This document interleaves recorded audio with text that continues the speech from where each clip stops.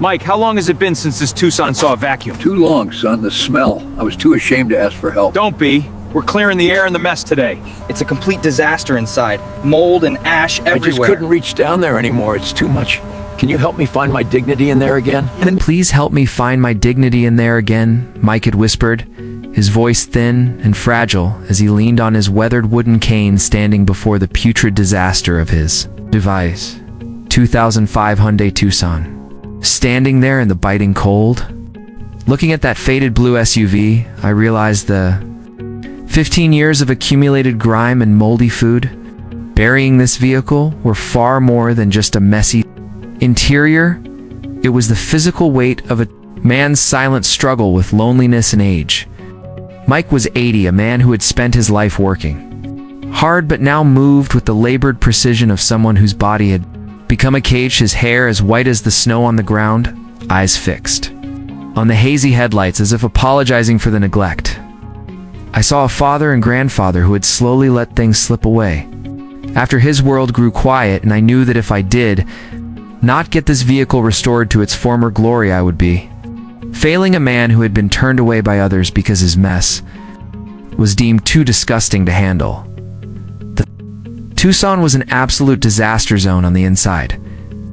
Overwhelming stench of stale cigarette smoke and rotting organic matter hit me like a physical blow the moment I pried open the door.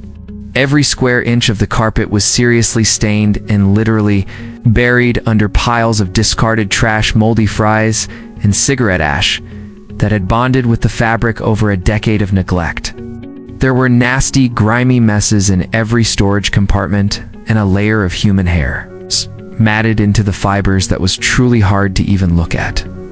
But every time I scraped a layer of hardened debris away from the floor panels after unbolting the seats, I was not just cleaning an old Hyundai, I was unearthing the tangible fragments of Mike's life.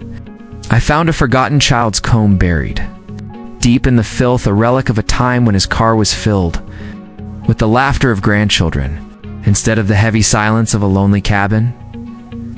I spent 13 long and exhausting hours wearing a respirator just to breathe, while I meticulously extracted decades of filth and used high-velocity steam to melt away the grime.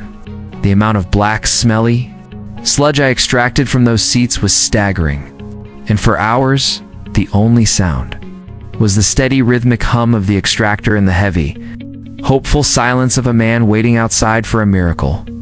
When I finally finished, the deep blue paint caught the light again. It felt like a victory over the darkness that had tried to swallow Mike's self-respect. He told me that seeing the car look new again made him feel like a weight had been lifted from his own shoulders. It is never just about the stains. It is about acknowledging that our history is worth the effort. 13 hours of labor to trade for the tearful smile of a man who felt seen again is a price far too cheap.